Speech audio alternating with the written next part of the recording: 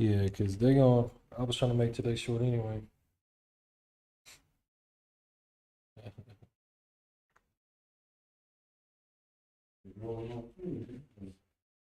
Yeah.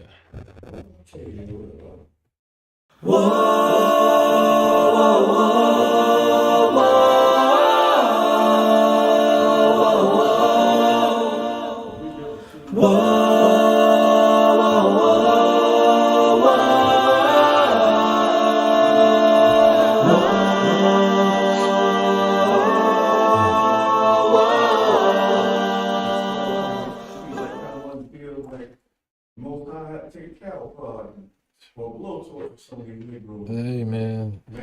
Hey. I'm saying, look, I mean, even myself included, I got to work on timing. Shalom, everybody. I'm gonna start with prayer. Dear Heavenly Father, we just want to say thank you for this day. I just really want to ask for you to forgive me of my sins, forgive us all of our sins, Father, and for the sins of our ancestors. Thank you for waking us up this morning. Thank you for your grace, for your mercy, and for your truth. And help us and show us and lead us to the way of salvation, Father. Protect us from all hurt, harm, and danger, Father. In Yahushua's name we pray. Amen. Okay. So we're not going to get very far today. We're in the Redeeming the Bloodline series. I kind of had to switch the title a little bit because I don't want to go too deep when we don't have that kind of time. So I just name this lesson Protocols, right? So, Elder, what's going on in the world right now? Oh boy. Kind of a surprise here yesterday when I looked at one of the tech videos with talking about martial law there. Yeah. Yeah. Do something like that, but anyway, it was kind of a surprise to me, and it kind of made me wonder if it's going to be kind of a ripple effect. Ripple effect. If it even hit right here in America. Oh yeah. So that threw everybody for a curve. But he did it yesterday, and he already recanted and undid it today. Because the people because like they were protesting him. Like apparently he's into some stuff he ain't got no business being into, and they're calling for him to resign because the opposition party and the people are not with that president, right? So again, just like you said, that could end up happening. That could be a prelude to what could happen here in America. So here's something else that's happening.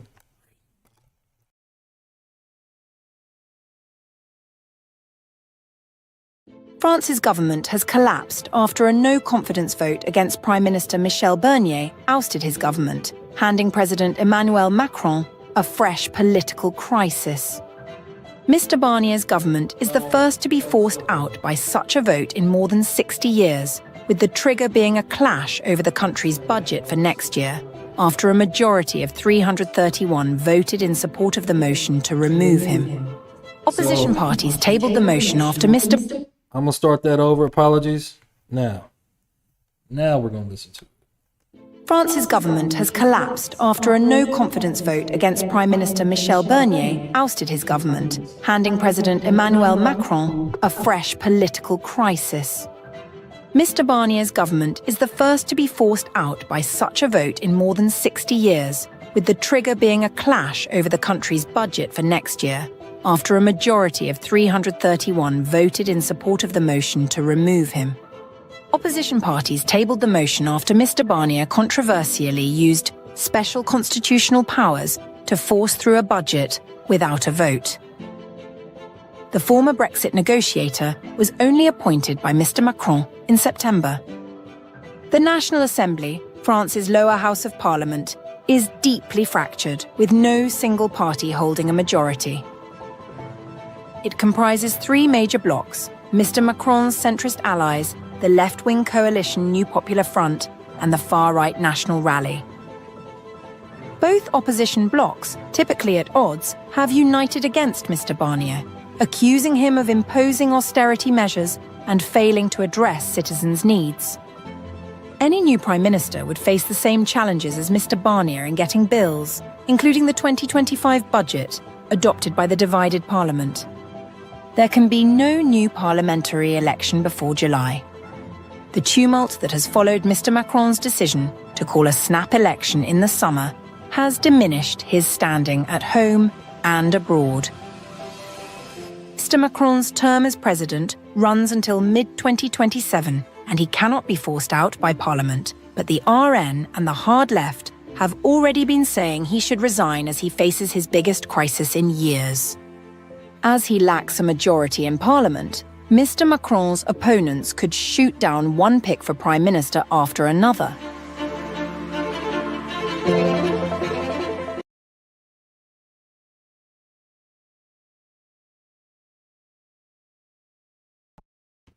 South Korea, the people of France want their president to resign.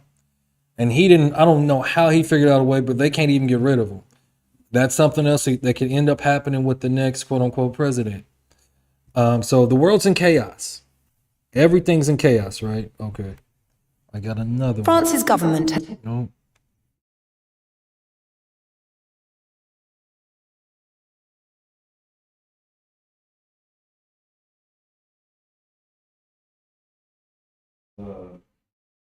Right here, was the Abraham Torre,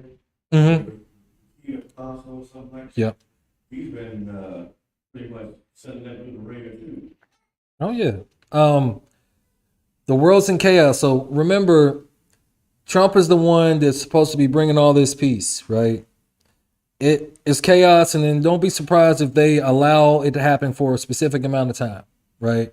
Because this whole bewitchment with the MAGA movement, there's things that they have in play. Of course, our people are always a part of it. I didn't get all the videos that I wanted to show you because they're doing more stuff to our people that are over in the continent of Africa. But I want to watch this video because Trump is already threatening to do stuff before he's even in office, right? So check this out. President-elect Donald Trump has threatened to impose 100% trade tariffs on BRICS member states should they decide to create their own currency or to trade in a currency other than the dollar. South Africa has stepped out and clarified that a BRICS currency is not on the table and is not part of the discussions documents. However, BRICS nations are discussing about methods through which they can trade with their own respective domestic currencies. For more on this, we're now joined by Dr. Oscar van Heerden, Senior Research Fellow for Diplomacy and Leadership at the University of Johannesburg. Dr. van Heerden, thank you so much for your time. Really do appreciate it. 100% trade tariffs, that sounds implausible. How much credibility or how much credence should we give Donald Trump's tirade? Well, look, I mean, he is the president-elect of the largest economy in the world. And obviously, you don't want to be on the wrong side of such an economy. But having said that, at the same time, I think President-elect Trump should also be wary about the kind of threats that he's making. Tariffs is a two-way stream. People trade with each other. There's goods and services you want from me. There's goods and services I want from you. And there's some mutual respect that needs to be there. If there is indeed an imposition of 100% tariffs, I think then those on the receiving end, such as South Africa, will be forced to look at other markets, will be forced to try and find other markets that those goods and services can, because it will be quite an imposition. As to whether Donald Trump's administration will actually do this, I find that hard to believe because, we know that Trump is full of threats, but at the same time, he must be careful to think that the USA can stand on its own as an isolated island. Because if you impose tariffs on BRICS countries, including South Africa, those BRICS countries will obviously respond with also tariffs from the United States. Goods and services coming in. So it's not a very good place to be. And I think diplomacy is going to be required between these countries and the Trump administration to try and resolve it. Yeah, let's get to the heart of what this debate is about. It's ultimately a fear, hysterical fear by Donald Trump and Americans alike, that the world is de-dollarizing, so to speak. That is to say that the world is putting the dollar aside and choosing to use other currencies to trade amongst them. The fear is that that would mean that the dollar is no longer in as high demand as it is, as a currency tool, as a currency trade instrument, and therefore, due to a drop in its demand, potentially a drop in its value. But it's almost near impossible for that to truly happen if the fundamentals of trade and trade policy is not addressed, and that is to say, price setting. Ultimately, you and I can trade in whatever currency we want to, Dr. Farnieren, but if we have to rely on price setting being denominated in dollar terms, it still matters that you and I have dollar reserves. So whether China and Russia trade in their respective currency or South Africa and Brazil trade in our respective currencies, it doesn't matter if the price setting doesn't happen in our respective currencies. What would it take for the world's reserve currency, the dollar, to be dislodged as the central price-setting tool for global trade and commodities? Well, you're hitting it right on the head. The truth of the matter is that in the case of the USA, you can't have your cake and eat it. People will not be having the conversation about moving away from the dollar if it was not for the successive US governments and administrations weaponizing the dollar, imposing sanctions on countries. Because of the fact that there is this international reserve currency, the United States have in recent years weaponized the dollar against Venezuela, against North Korea, against Iran, all countries that they purport that it's autocratic, it's not democratic, and so on and so forth. But the truth is that the world has really integrated financially in a much, much better way over the last decade or so. And so Trump, the threats that's coming from the US is such that the dollar, if it wants to have the respect the dollar once had, then it cannot be weaponized. Then it cannot be that you are threatened with sanctions and tariffs and so on and so forth. So for BRICS countries, China, Brazil, India, and so forth, Russia, they are looking at a mechanism that says when we trade with each other, can we use our own local currencies? Yes, prices are still set in terms of the dollar, but there is that ratio between the local currency and the dollar. And the more you trade in your local currency that is backed up by your own resources, the more your currency carries more weight. And so, yes, the process is named de-dollarization, but the truth of the matter is, Oliver, the dollar is going to be around for a very long time still. I think the USA needs to do some introspection as to whether if they want that currency to remain their foreign reserve currency globally, then they need to give it and afford it the necessary respect and not weaponize it. Otherwise, people will seek alternatives. Let me reframe the political question I'm asking here. India is the world's biggest exporter of rice, yet the global commodity price for rice is set in the dollar. What will it take for the global commodity price of rice to be set in rupees, for instance, given that India is the biggest exporter of rice? What will it take to decentralize the price spotting of dollar instruments? Further decline of the US empire.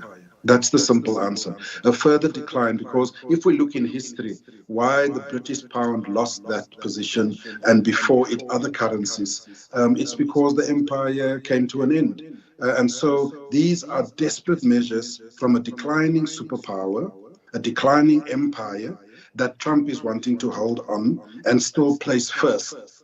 Instead of saying that we are moving into a multilateral environment where all currencies are important, where all resources are important, and if you continue to threaten, if you continue to use the stick, then countries are going to move away from you. So in terms of why and how that should change for India, for example, as the USA decline in power and influence and more threats and sanctions, that is when the Indian government is going to decide to move away from the dollar, which they can. There will be consequences, of course.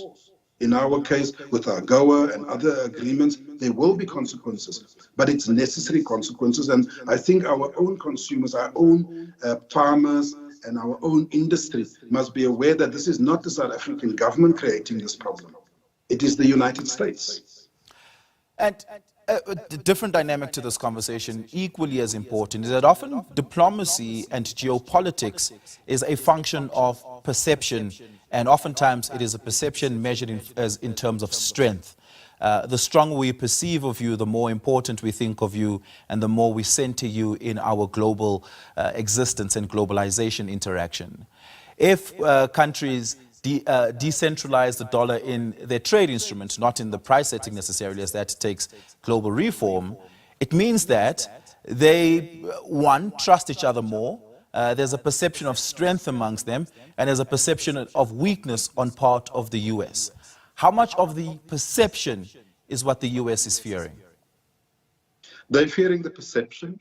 You are absolutely correct. But they're also fearing the practical steps that's being taken.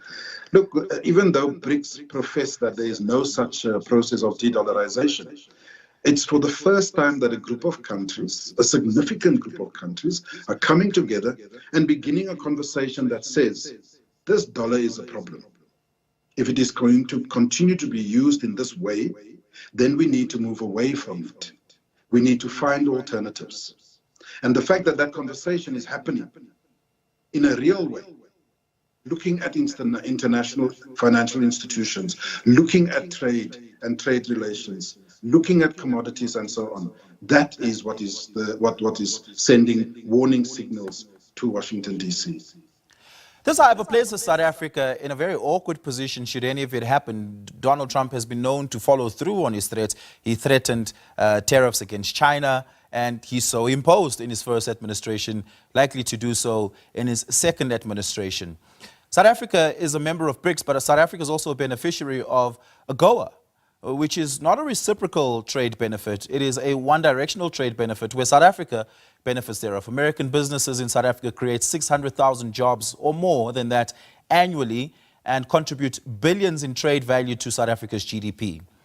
Should Donald Trump go ahead, it may well also means the withdrawal or the expulsion of South Africa from AGOA. How difficult is it to maneuver those dynamics and sensitivities under a Donald Trump administration, as we've seen President Ramaphosa being at pains to balance those dynamics under the Joe Biden administration in the last 2 to 3 years, when US-South Africa relations were not always the greatest? Yeah, look, it's going to require some fancy footwork diplomatically. This is the game of diplomacy. We've sent the new Ambassador Ibrahim Rasool to the US to precisely do this fancy footwork. It's not going to be easy, of course, but I do want to leave you with this issue, because there's a lot of voices that says the South African government somehow is not handling this correctly. Why are they in bed with China and Russia and so on and so forth? But the truth is, what will we do tomorrow, Oliver, when the Chinese threaten us and say we are going to withdraw and we are going to put tariffs because your foreign policy is not going in a particular direction? Because this is not just us having an issue with the Americans. This is us wanting to exercise, as South Africa, our foreign policy objectives. Just like China is the #1 trading partner with the United States, so too is China the #1 trading partner with South Africa. Why is it that it works for you, but it doesn't work for us? So, I just want to bring the parallel. At the moment, it's Donald Trump with his wayward politics that is threatening us. Do this or else. But what if tomorrow it is Xi Jinping? Or tomorrow it is Modi? Or after that, the European Union? Are we supposed to kowtow and have a flexible foreign policy because we want to satisfy everyone? This is really where the issue lies. And so it's going to require diplomacy, it's going to require engagement. And the USA must also ask themselves, what is important for them geostrategically? Do they want to irritate the entire African continent, including South Africa, and give it a free rein for the whole continent to run to the east, for example, to China, have more deals with Russia? Or do they want to maintain some modicum of soft power, that they have influence over African leaders, where there's mutual respect, etc., etc.? Very difficult questions, Oliver, but this is the fancy footwork that is required within diplomatic circles. It is not uncommon in geopolitics for countries, particularly countries that perceive themselves to be powerful brokers, to place ultimatums on countries that want to associate with them. China's done it before.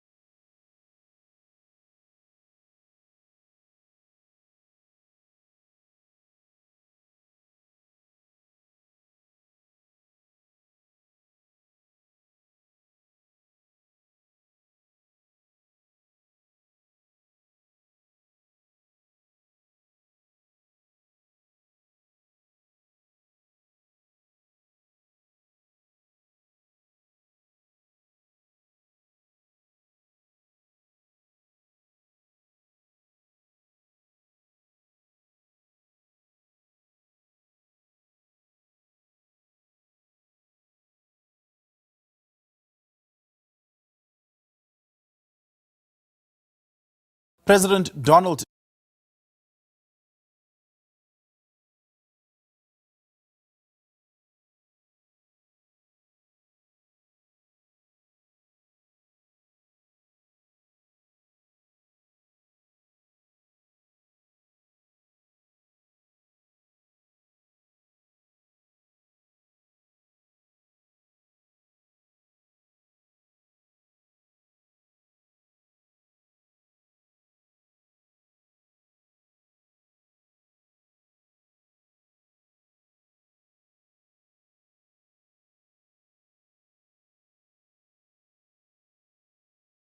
Port merchants of sea, sea land, sea train, all these big cargo ships, Costco, American President Line.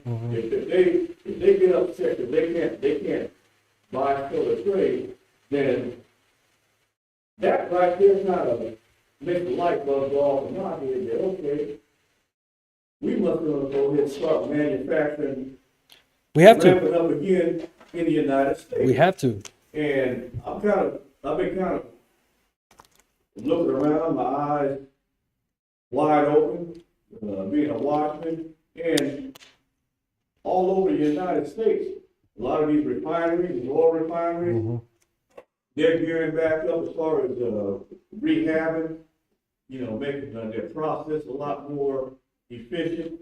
They're building warehouses all over, Everywhere. everywhere in the United States.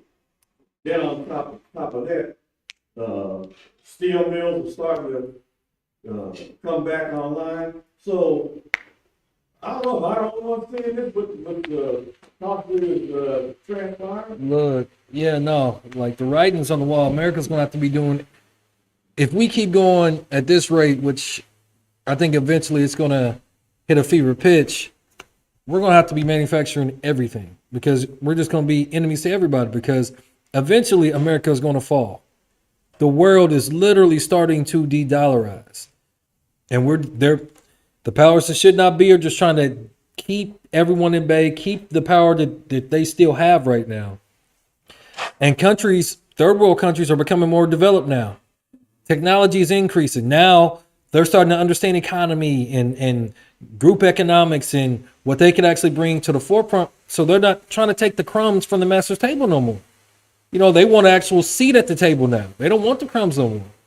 And I don't know. I just know it's going to be a very bumpy ride that's coming. So, like we've been saying, prepare people. Like make sure that if you don't know how to hunt, if you don't know how to farm, if you don't know how to anything, start learning now. Don't wait till the stuff hits the fan, because then it's going to be way too late. Make sure you're stocking up and staying prepared. I'm not going to show this video, but the Syrian fighters, they made it all the way into Hamath, right? It was Hama or whatever. And all this war is just breaking out everywhere. And then Trump is going to be set up to look like a savior. That's just what I just keep seeing. He's going to be the one that's going to bring all this peace and kumbaya and, America's going to be great again. And, not all of his policies are bad. I'm not trying to say that. He's got some good policies that he's trying to bring forth, but he ain't my savior. I know that he was put here at this time to continue the decline of this Roman Empire. And we have got to stay focused. So many distractions. You saw that United Healthcare CEO just got gunned down outside of the Hilton Hotel earlier today. CEO of them was a multi-million-dollar or billion-dollar company, just got gunned down in front of a hotel. Man, there's so much going on, and it's so easy to get distracted. It's happening real fast. Yeah. And that's one of the reasons why you're starting to see, along with all these national and worldly events transpiring, things like it was monthly, was yearly, they start going monthly. I think like it's weekly, and even get down to days. Oh, yeah. A lot of this here. So you know that they're ramping up more entertainment. Mm-hmm. Got to. Keep your mind off of what's really. Yeah, stay in the land of Oz. It doesn't really exist. Stay in La La Land. Stay under the influence of drugs and all of the sexual perversions of this great horde that we live in. Instead of preparing your hearts for the days that's coming, instead of asking the Most High to redeem you, focus on everything in the world. Because when you really start looking at everything that's going on, it's just like you said, it never ends. There's so many rabbit holes you can go down. So many distractions. All these different movies now come directly to TV, not necessarily to the doggone movie theater no more. They just got to make it more convenient for you. We just want you to stay at home and don't go outside. Stay indoors when you need to be outside, because we need the sunlight. We need that interaction with people. That kind of got done away with what we just survived during the COVID pandemic or whatever. Shalom, King, shalom. And that's why it's so important for us to understand that we have to be purging, dying daily, mortifying our members. So when I was just meditating on it, a question came to me. Why is it important for all of us to have our bloodlines redeemed? We'll go ahead and carry on with the teacher on that. No. Because if it's just... So I was just looking at it like, man, we're in this society to where it's all about me, my wants, whatever I want to do. I'll do whatever it takes for me to attain my dreams, my goals, whether it's selling my soul, selling my body, as long as I get that end result. Not thinking about future generations. In America, we don't think like that. We don't think about leaving a good inheritance, at least not in our community. Because a good inheritance is supposed to be to your children's children. But we just be thinking about, man, we're just trying to get this fast life. I just got to get this chain, got to have that grill. I just want to be a rapper when the life expectancy of rappers isn't even very long. Everything that could be against living in righteousness is what we crave. It's literally become a part of our DNA. It's become a part of our makeup. Mm-hmm. And so the reason why it's important, we're going to go to Numbers 14. Numbers 14, and we're just going to read verse 18 plainly. Yahuwah is long-suffering and of great mercy. That's great. That's wonderful. Forgiving iniquity and transgression, and by no means clearing the guilty, visiting the iniquity of the fathers upon the children until the third and fourth generation. So I'm saying that because we wonder why we want these lifestyles. We wonder why it's so embedded in the very fabric of this system here in America. It's become a part of our spirits. It's become a part of our souls because our bloodlines haven't truly been redeemed. Now, we know a lot of us were raised in Christianity, and you pray, and there's certain things you have to do, but nobody really goes back farther, especially not even 2, 3, and 4 generations. It's just you praying for yourself to be, saved, as they say, which we know we have to work out our salvation with fear and trembling. It's a daily thing, right? But you're praying, and in that instant, everything's good, or so you think, right? But we don't realize if he's visiting the iniquities of the fathers to the third and fourth generation, and I'm just praying for me, I don't know what got passed down from them to me. I don't really understand what type of spirits are on me, because we just be thinking we be having these issues for no reason. No, it's the iniquity of the fathers that we've been dealing with. Third and fourth generation, like eventually we're going to get back to or start talking about how we really need to be praying all the way back to Adam, right? Because from that fall and what they had to go through and all the turmoil, because they were basically in paradise, and then it turned into a Sheol, a hell on earth, right? But we wonder why we can't get rid of alcohol. We can't get rid of prostitution. We can't get rid of pimping. We can't get rid of domestic violence. It's because we have not had the iniquities of the fathers' bloodline redeemed. Go ahead. On that iniquity, would that be basically you could say typifying of dysfunctionalism? So would that fit in? Yeah, dysfunctionalism. Yeah, because we were all raised in a very dysfunctional system, a system where we were told and taught to sin. Everything that we see on TV, on computers, literally draws you to sin, draws you to trespass, draws you to iniquity. So like a few years ago, like we had went through and we had looked at what sin meant, breaking the commandments, and like trespass was a little bit less, but it still meant basically the same thing. But iniquity meant the guilt or the punishment of sin. So the iniquities of the fathers, we wonder why these certain depression spirits stay on us, right? We wonder why these poverty spirits, even if we get a little bit of money, we think we're doing good, how they can just jump back into us, is because it has become a part of our DNA. It has become a part of our essence, right?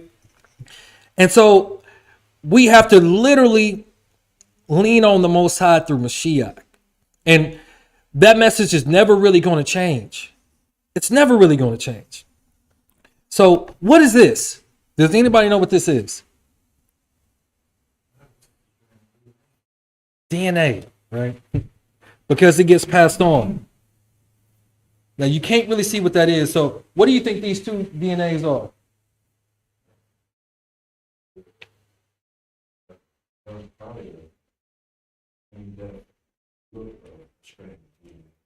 So it's two different types of DNA.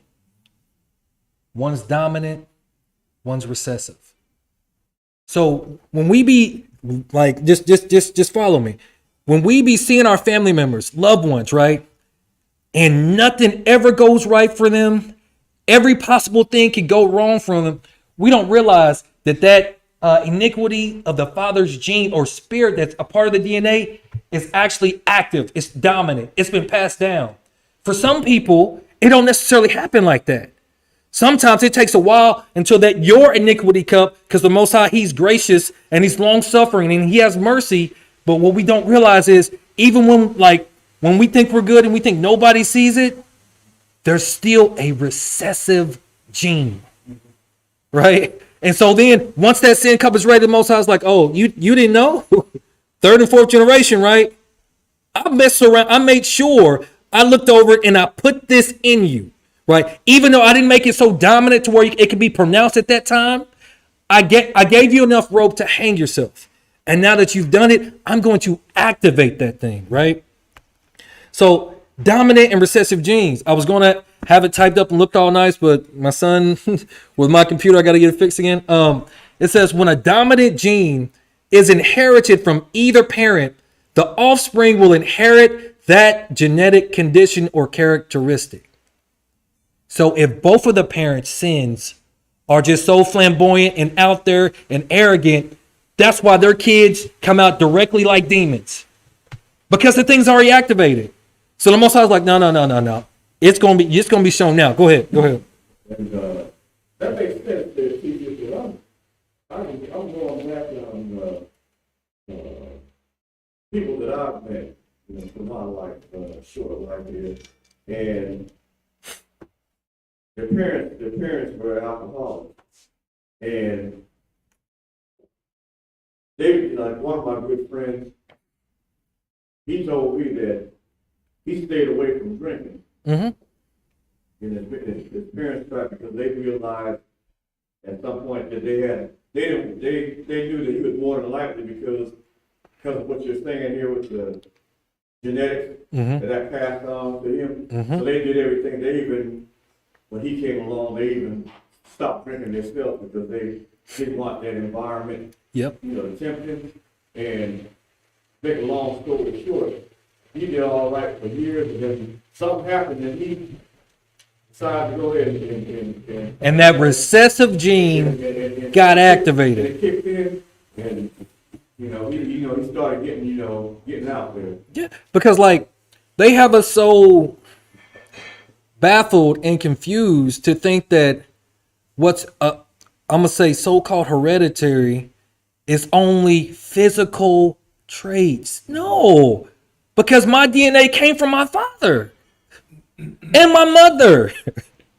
So what in their bloodlines has not been purged? Because now I got that's twofold. So a lot of times we don't be realizing we be having so many spirits of our ancestors that's like that was just straight wickedness that's just on us. And some of them made covenants with them. That's the uncomfortable truth. Some of them were in hoodoo and voodoo and all this witchcraft and everything. And some of them actually would make a covenant and would say that, yeah, you can have my son, you can have my grandson, and you as long as you give me what I need, you can have everyone in my bloodline. We don't be realizing that because we be thinking so short-sighted, like, okay, I just need to pray about the stuff that I'm going through right now. No, you need to pray all of that iniquity off of you. You got to get it off of you. So then it says, for example, freckles. Okay, so it's talking about physical traits. But again, the dominant genes, if both of the parents have it, then that's how the child gets it, right? Same thing in the spiritual context. It actually came from the spiritual first, not the other way around. Then it says, when the recessive gene is inherited from both parents, the offspring will have that condition. Remember, we're talking about those that are latent, that they don't necessarily make themselves manifest at that time. They're recessive. They're not dominant. You know, huh? Right. You're still a carrier. It's the same thing in the spiritual nature. For example, sickle cell anemia is a group of inherited red blood cell disorders that are transmitted by a recessive gene. When this gene is transmitted by both parents, the child will have sickle cell anemia. When a recessive gene is inherited from only one parent and a normal gene is inherited from the other parent, bless you, the offspring will not have the condition. So one of them could have stuff, good, redeemed, clean, and then the other one could still have it on it, and then it may not necessarily go to that child.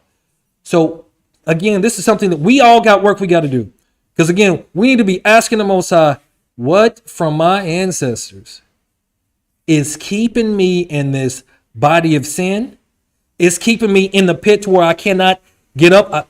I'm a dog that keeps returning to his vomit. Why do I love poverty? Why do I love misery? Why do I always end up attracting the things that's going to put me in a bigger hole than I was already in? What is it that's within my DNA that is holding me back from being the person that you have designed me to be? For being that beacon of light, from being that priest and king, head of a household. What is it? Where is it? Show me myself and show me my ancestors. This is how intimate we got to start getting with prayers and supplications to the Most High. Go ahead. I'm just going to there's a question here. Now, just get an opinion from those of us here. In the Proverbs, we're talking about the fruit doesn't fall far from the tree, and I bear witness in a whole lot of folks. But how do breaking that? That's what I'm saying. Breaking that because there's so many people that, classic example. Mm-hmm. Okay, you can have a couple, Mm-hmm. and let's say they have, hey, 6 children. Mm-hmm. Okay, now, out of the 6, now maybe you may have, 1, Mm-hmm. maybe 2 that's renegade. Mm-hmm. But is there a problem with all 6 of them? I mean, what does that reflect on? I mean, question here. So you saying, is there a problem? Well, if your bloodline has not been redeemed, they can still have the recessive genes in them. It can still be activated at any point in time if they fall away from the Most High. So I'm not saying this like to have people fearful or anything like that, but I just want to y'all to open y'all minds and just really, really think about it. Like, okay, there's no way that it could just be me. Why do I always have these thoughts? Suicidal, homicidal, off the wall. Why can't it, like, why am I always, the oddball? Like, what is it about me that is not perfect? Why do I have this hole inside of me? What is it? What burden from my ancestors am I carrying unknowingly? These are the things that we have to be removed from, that have to be taken from our bodies, right? Again, this is not a fearful thing. This is a thing for you to actually talk to your Father through Mashiach. So these things can be revealed to all of us so that we can be made whole, right? So that. Say again? Right. Right. Because, like this right here, me and my wife was moving along the parameters of this right here when it came to naming our daughter. I didn't want her with my name, anything to do with my name or my mother's name. I didn't want any of my spirits that I dealt with or what my mother was dealing with on our daughter. Yes. So with that said, we didn't give our daughter, we didn't name her after either one of them. Right. So we decided to give her her own name. Yep. So she wouldn't carry on any spirits from any of her ancestors. Mm-hmm. She would be her own person, start this world anew if she born to her. Mm-hmm. Because, like, especially like us coming from broken households, or maybe our parents were the first one to break the broken household cycle. And then you talk to your parents and they tell you how they were raised, what they saw, what they went through. And then as you like talk to them even more, they start remembering more things that they had just forgotten. All of these burdens that we're carrying, we're not supposed to be carrying these things. But we haven't known any better. Again, we just think that a lot of this stuff is just because of us, but the Most High doesn't visit the iniquity of the fathers to the 3rd and 4th generation. So it's back for, so our responsibility is bigger than us, especially when it pertains to our children, right? Because if we don't want that stuff to get passed on to them, then we have to have this stuff purged from us and pray for the Most High to make sure that it doesn't get passed on to them, right? This has to be a consistent thing. And then we have to teach them and show them like, hey, this is what I know our family was into. These are the spirits that we have warred against. But the battle's not yours. But you still got to put in some work, right? Still got to put in some work. So the protocol, as we know, to have your bloodline redeemed is found, everything's found in the old that's in the new. Everything. Back to Leviticus 26, verses 39 through 42. Verse 39. And they that are left of you shall pine away in their iniquity in your enemies' lands. And also in the iniquities of their fathers shall they pine away with them. So what does pine away mean? Huh? Claw at? Tug at, wither away. Wither away. It means to decay, to fester, and to rot. So he said that in the lands of our captivity, we would literally be dying, rotting. The worst possible state that we could be in, right? Huh? Yeah, this is what the Most High said, right? So again, and they that are left of you shall pine away in their iniquity in your enemies' lands, and also in the iniquities of their fathers shall they pine away. So he foreknew that the iniquities of our fathers would be on us in the lands of our captivities. Now I want y'all to really marinate on that. He spoke it into existence. This is not just something that we're pulling out of thin air. He said in the lands of our captivity, the sins of our ancestors we will be carrying, and they would be killing us, pining away, rotting away, decaying, dying, right? So that's what he said. So verse 40. But he always gives us a way out. That's why in the New Testament, Mashiach was actually trying to get our people to understand you need to have your bloodline redeemed, right? He was giving us the protocols that was given to us in the old. He said, if they shall confess their iniquity. Is that not what Mashiach was preaching? Confess your sins? If they shall confess their iniquity and the iniquity of their fathers with their trespass, which they trespassed against me, and that also they have walked contrary unto me. What does it mean to confess? Telling yourself. To be honest. To speak, like to tell the truth or your truth. Yeah, the truth, right? So the word here, right? We've gone over this word before. It's yada. Hold on. It's yada, right? Yada. Now it says it means to praise, to give thanks, to confess, to thank, make confession, thanksgiving, cast, to cast out. So whenever you're saying these things, you're actually getting that stuff out of your system, out of your spirit, right? But you have to confess your sins and the iniquities of your fathers. You have to say it with your mouth. We talked about pay action years ago, right? Using your pay. It's literally your power to get your bloodline redeemed. That's like the first of the protocols to have it out of your system, to have it removed from your DNA. The Most High just wants to know that you want that gone. Because he said in the lands of our captivity, we would be rotting and dying in our sins and the sins of our fathers. And he said we have to confess it, right? And we have to confess that we did what? We walked what? Contrary to him. So it's not just, Father, forgive me for doing such and such, such and such, such and such. Forgive me, Father, for falling into fornication and for knowingly forsaking your commandments, for knowingly forsaking the blood of Mashiach, the sacrifice of Mashiach. This is the protocol, right? He literally spoke generational curses into our people's DNA.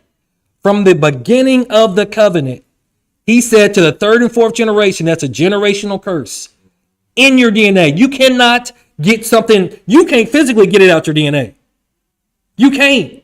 That's why you have to confess it so it can get to that spiritual realm, so the Most High can loose that thing from you. Right? Am I making sense? We good? No. Okay. So then, verse 41. And that I also have walked contrary unto them. Remember he said before, Gaal versus Gaal. One, he sends a kinsman redeemer. The other one, he abhors us, right? So then we walk contrary to him in the lands of our captivity. He does the same thing. And have brought them into the land of their enemies. A lot of our people can't even admit that. Oh, no, we're not the people. Oh, no, not this. Is not. Yeah, this is a generational curse. You are the people. You are the very doggone sign that we are still living in generational curses, right? Don't your ancestors sticking your DNA out lying away? Everything that they did is in your DNA. I think science has proven it at least 14 generations. At least. Minimum. At least 14 generations. Say what? Yeah. Long time, right? And that I also have walked contrary unto them and have brought them into the land of their enemies. If then their uncircumcised hearts be humbled, and they then accept of their punishment of their iniquity, then will I remember my covenant with Jacob, and also my covenant with Yitzhak, and also I will remember my covenant with Abraham, will I remember, and I will remember the land. So confession, admitting, acknowledging that you walk contrary to the Most High, and now he's walking contrary to you. It's vital. Oh, go ahead. I was going to say what everybody else was talking about. There has to be a connection to the trauma of slavery. And all Yeah. that, because why so many of us, so many Negroes are scared to pick up a book and read? Here it is, 21st century, year 2024, and you still can't get these, Man. to pick up a book and research. And yet, the law text says, my people suffer from lack of knowledge. Right before you. Come on, what excuse is there? You know? Man, bro. Because, like, knowledge be free, too. Trauma. And, like, we were just talking about iniquity, so you know the trauma passed down, too. Like, you're talking about during slavery. Again, some of it through domestic violence. Being raised in that type of stuff. Trauma. That's one of the hardest things to get out of your system.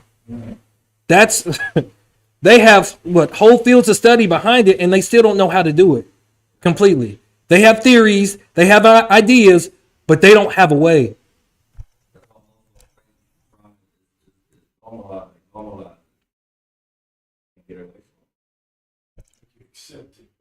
And especially like in our case, because we're in the lands of our captivities, why did the traumas happen to us? Iniquities of the fathers. Iniquities of the fathers perpetually. Because if no one is correcting it, then your bloodline's not getting purged. So then he's just going to be like, okay, I'm just not going to stop.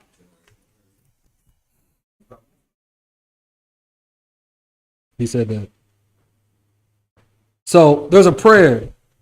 Because I have a lot more, but we're not going to do all that. It's a work night. Psalms 86.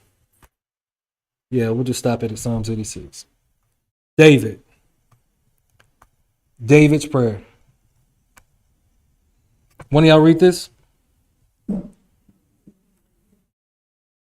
Bow down thy ear, O Yahuwah. Hear me, for I am poor and needy. Preserve my soul. I am holy. O thou my Elohim, save thy servant that trusteth in thee. David says to save thy servant, but he says to preserve me. What does it mean to preserve?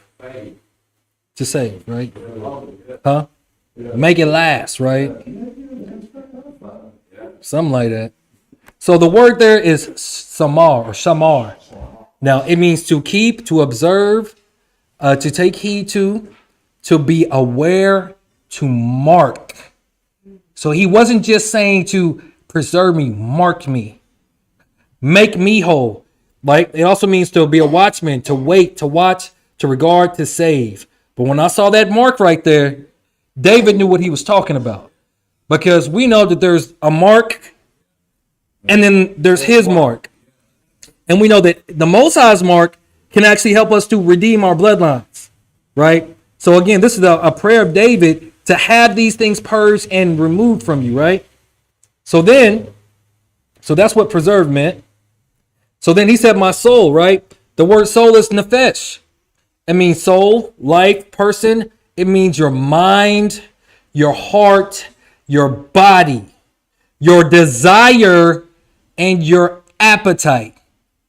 So he wanted everything to be marked and guarded and preserved. It wasn't just, his physical body because his enemies was trying to kill him. This thing goes back to his nefesh, his soul, his DNA. So we're going to keep going. Huh? What time is it now? 7:40? Okay. Y'all should have been here. So, soul, self, life, right? I'm going to jump down. He wanted him to preserve his seat of emotions and passions. Activity of mind, dubious. Activity of will, dubious. Activity of character, dubious. Everything.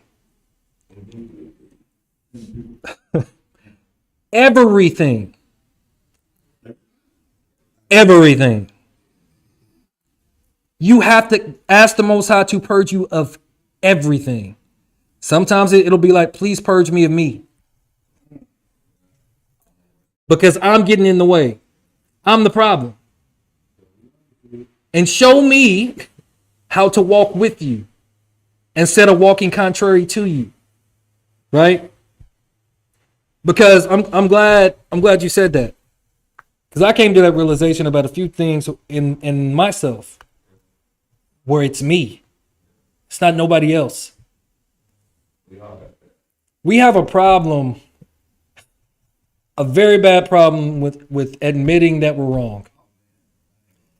We would rather argue around a situation to make it look like we're right than just admitting, you got a point. Okay, let me fall back. Maybe I need to do more research. Or maybe I just need to humble myself. Because ain't none of us right all the time. Nobody. Even you, Bam. I mean, you're not wrong all the time, Bam. My bad. I got those two things conflated. My bad. I'm back. I'm back right. We back at it. We back at it. So, because again, I'm trying to make this so we can eat and get out of here. So, verse 3.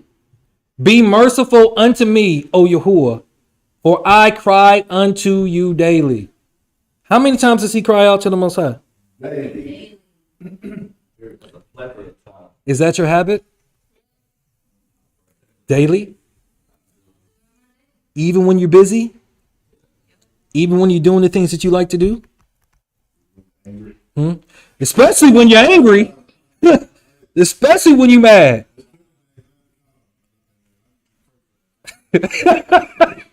Especially when you're angry. Bro, he's your father. He know how he created you. I mean, you talk to him. I'm about to say you talk to him, but eventually you're going to have to put some respect on his name. You talking about the creator of all things. You can curb your tongue when you're talking to him. You just said sometime. I know what you said. He said, David said daily, right? Daily. So then he said, rejoice the soul of your servant, for unto you, O Yahuwah, do I lift up my soul. So he's not lifting it up to Trump. He's not lifting it up to money. He ain't lifting it up to Shiva, Buddha, nobody else, but to the Most High. And again, that's that word nefesh. So he's lifting up everything because only the Most High can perform that type of salvation, that type of redemption. But again, it's about the whole point of us going into captivity is to humble us. That's the only reason why the Most High brings us into captivity, because he has a covenant with us forever. But he's got to get us, find a way to bring us back into the bond of the covenant. That's the whole point. We go into captivity because, man, we think our stuff don't stink. I mean, we have the best of the best. We whooping everybody. We got the best people in when it comes to technology and smartest people and most athletic and everything. But the problem is that don't be good enough. We want more. And we'll do whatever we got to do to get it. And that spirit is still on our people today because they making diddy moves to get whatever they need. Yeah, literal. Huh? Yeah, they sold up to the wrong person. Like, yeah, I'm not doing that. That ain't no way. Man, for you, Yahuwah, art good and ready to forgive and plenteous in mercy unto all them that call upon you. What does that make you think, Ben? Like he's there, like you said, like you real good. You are good. Like you said, like you ready to forgive. Like he's waiting. Bro, Want you. we be carrying so much guilt, so much stuff, and we just don't be thinking that we're worthy of even getting forgiven. We still think that we're not worthy of getting help or anything. We think that we just got to carry this stuff. And we were never meant to do that. That goes back to that word, trauma. I was looking at the two-way thing. Everybody was talking about Mike. Yeah. Like the elder was talking about I can't remember, but my mind. And I was like, hey, That was deep. but nah, seriously, like the trauma, I'm telling you that was trauma. That's a two-way thing. Oh, what you said.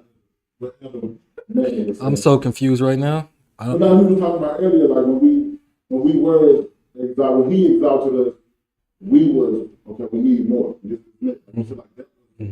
A bad thing, but in this trauma thing, it's like we don't deserve it. So it's like both times we're not coming to him. It's double-edged sword, and what we're doing is self-inflicted. Literal. Most of that is self-inflicted because I've been talking all week, and I've been talking to my homeboy down south. And he put things in perspective for me. He was like, because these women we're dealing with, because they trigger our traumas, it's their fault. No. I said, well, you spoke away. Yeah, no. Right then and there, he put it in perspective. That's your trauma. He checked it.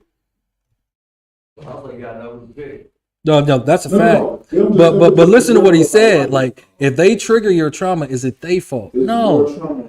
You haven't asked the Most High to remove the gun. That's when, like you said, because we have to humble ourselves and fill up on our face and pray and ask. And he says right there, he's good. He's ready to forgive and have plenty of Ready. He's ready. All just got waiting. So you have to humble yourself, like he said.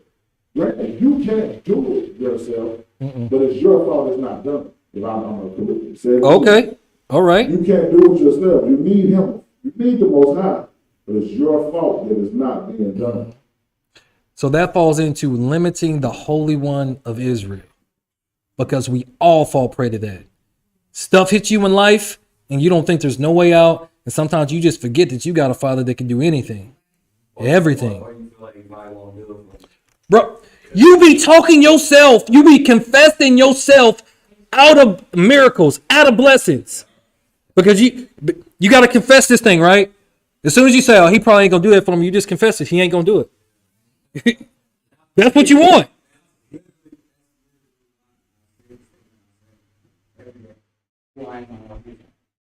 Say anything else outside of that, every time I've ever spoken, my life was clearly set up for the things I spoke, as I've said. Didn't realize it until, later in life, but I'm looking around at everything that I have physically, the place that I am mentally, the life.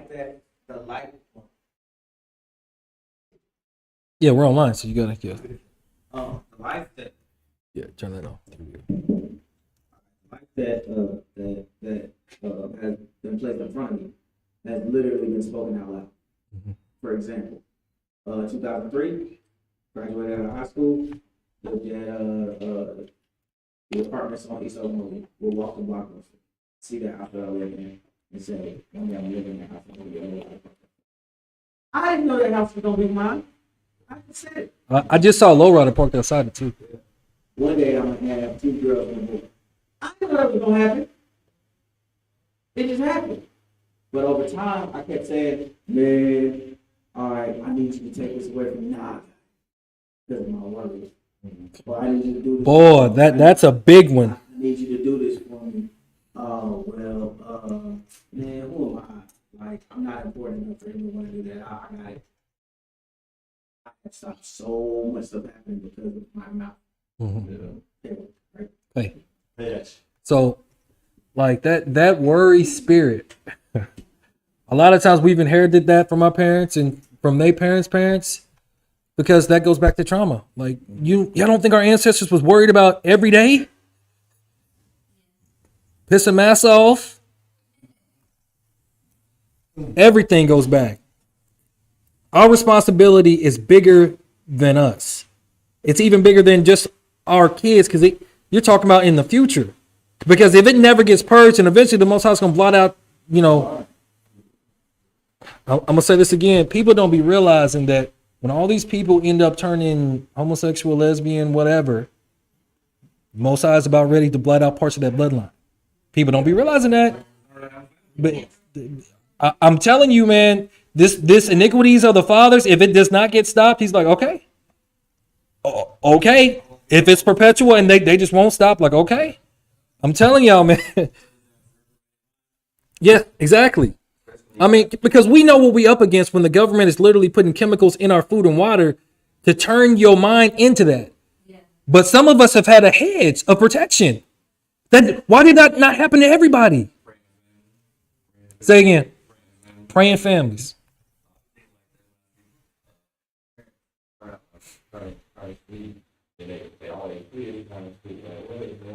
Bro.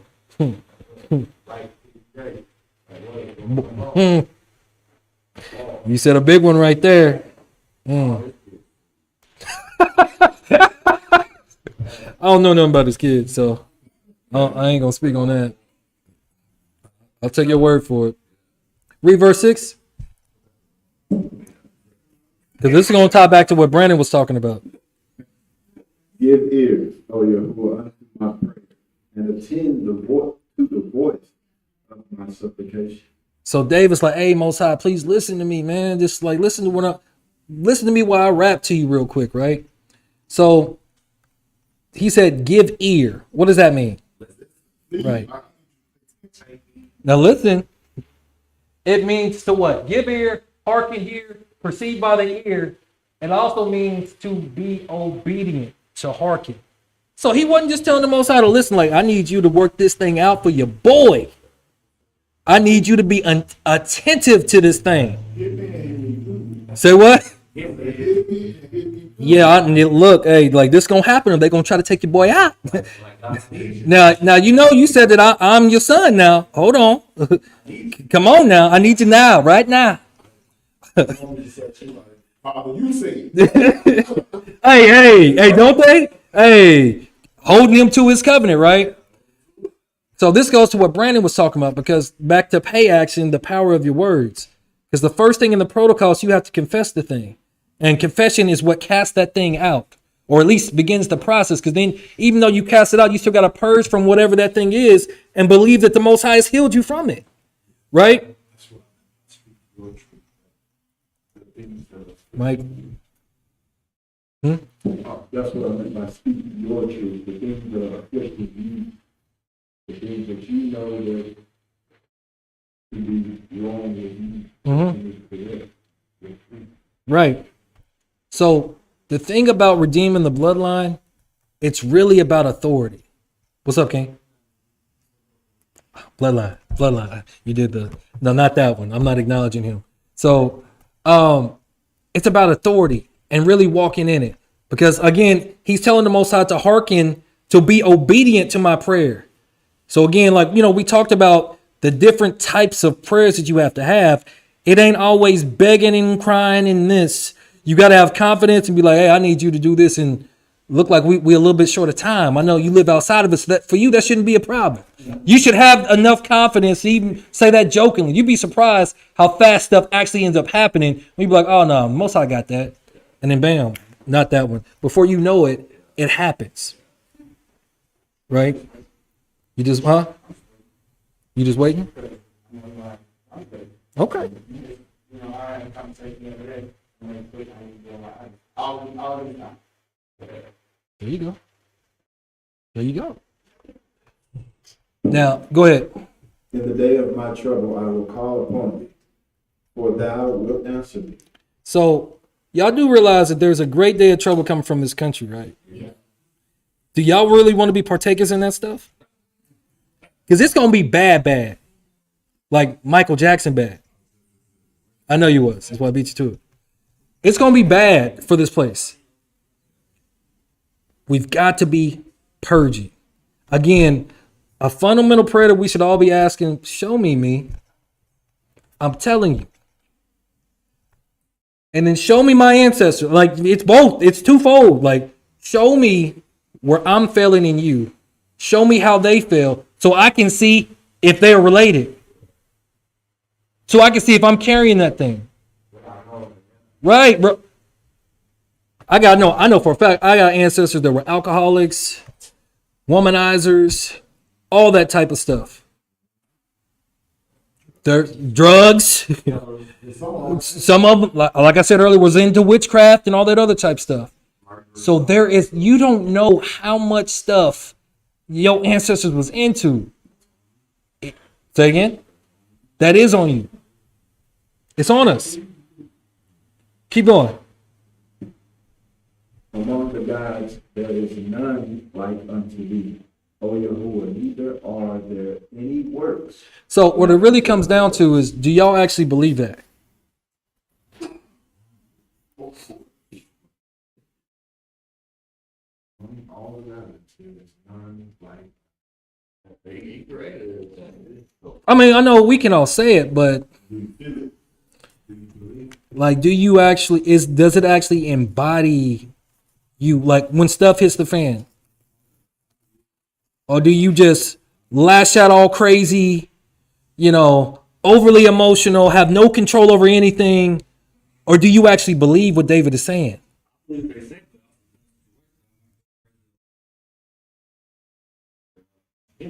No, I'm not saying you're not human. That's not that. You act like it sometimes, but you're not. I mean, you kind of got that.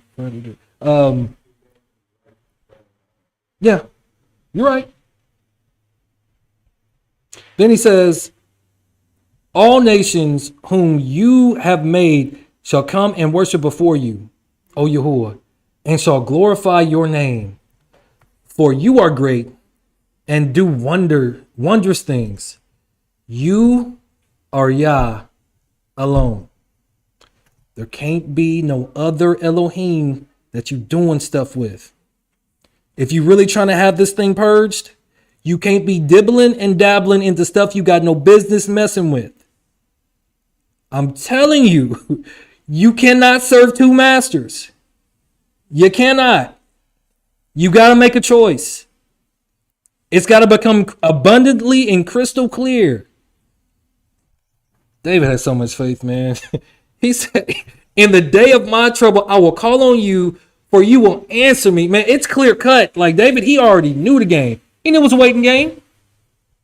Man, David, teach me your way, O Yahuwah. I will walk in your truth. Unite my heart to fear your name.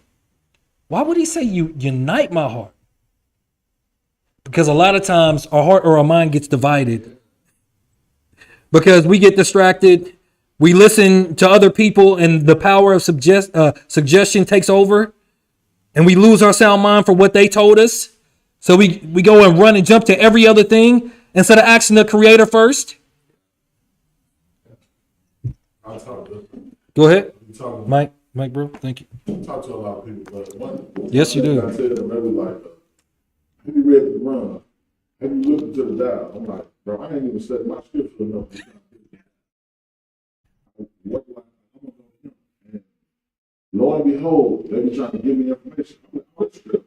You talking about? This all gotta be running. Oh, you think this is? I'm like, no. But it's a book about life. So it has all the answers. Why do I need to know? Everything you're telling me that you're pulling from the same book I'm reading. Right. Why go to that book? Yeah. I'm just stick with the track. Because I'm telling you, we wonder why we just be so conflicted with everything because we dabbling into stuff. What was that guy?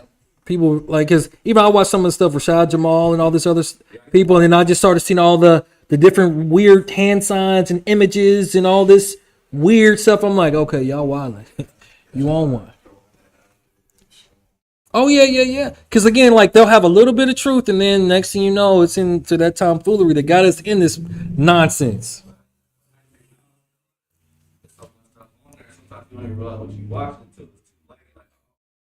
Yeah, bro. I can't have just anything. Yeah, especially when I'm sleeping. Like, ain't no way. I don't know what you trying to put in my spirit, but I don't want it.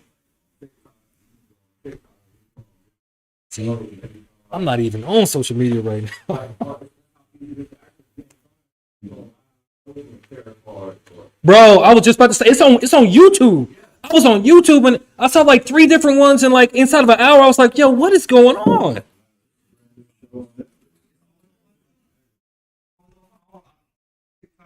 I go from my page or whatever to my notes. I'll go and I go and take the live pages. I didn't know they even did this to me recently. And different live people got different stuff going on. They do tarot cards, somebody selling stuff or yoga stuff, and different type of stuff. I'm like, bro, is that easy now? Yeah, bro. You ain't even trying to find it. Oh man, like it's at the click of a finger, Yeah, literally coming to you. yeah. So then he said, teach me your way, right? Derek, right? The way, the manner, the habit, the course of life. Teach me the course of life so I can have all this stuff out of me. And so I can walk in them blessings. Because them blessings, man, in your own land, you ain't got to worry about nobody. You whooping everybody. Teach me. Say again. For nothing. I will praise you, O Yahuwah my Elohim, with all my heart, and I will glorify your name forevermore. For great is your mercy towards me. That sounds like a song. And you have delivered my soul from the lowest Sheol. We don't be realizing that we've been living in the lowest Sheol through situations, circumstances, continued failed relationships, continued failed jobs, continued failed everything. Lowest Sheol. Only the Most High can deliver us from these things. But what are we trying to hide from the Most High? Because that's really what it be. We trying to be slick because nobody else can see it. Like, all right, I'm just gonna, whoop de whoop, blase, blase. It'll be all right. Next thing you know, car breakdown, hit across the dong. Something happened to the sink, the dong. You get plumbing, everything leaking, nothing working.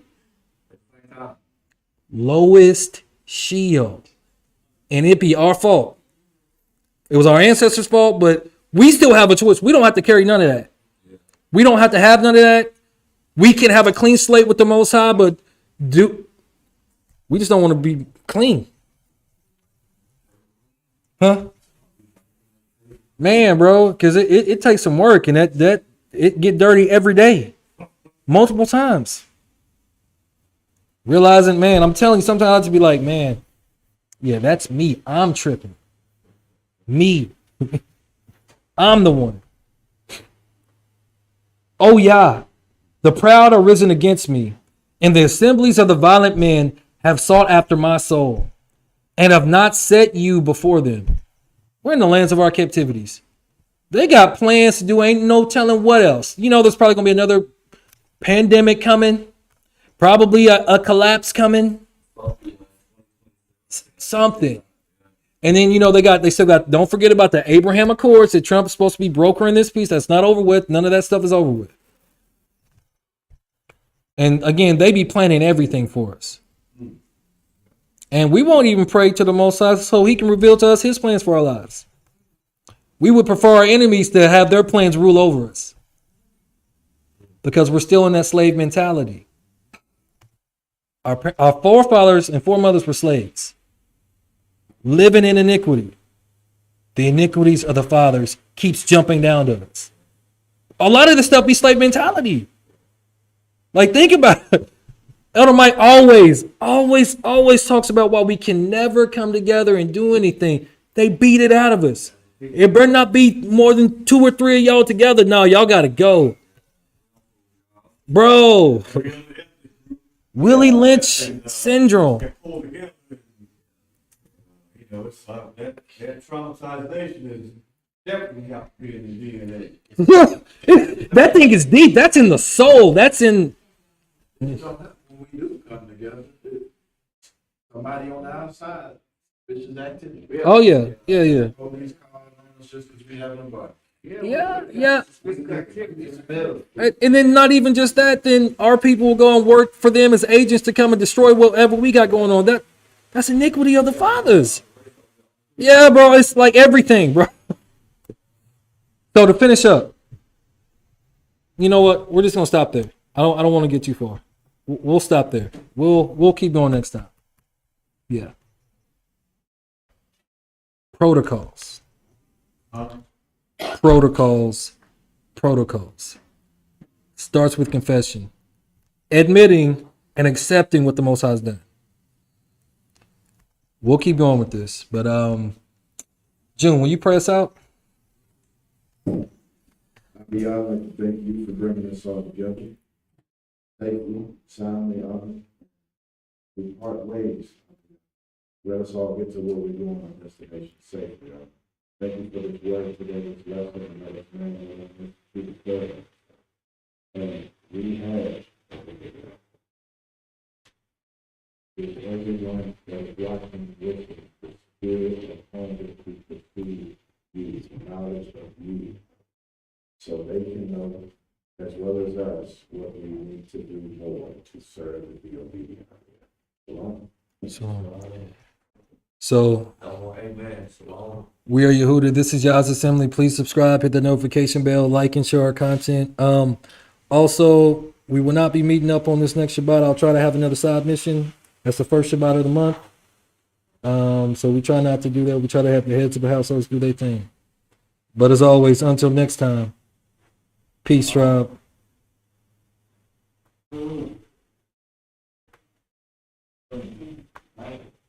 Shoot a cut on that one. Let's eat. No, he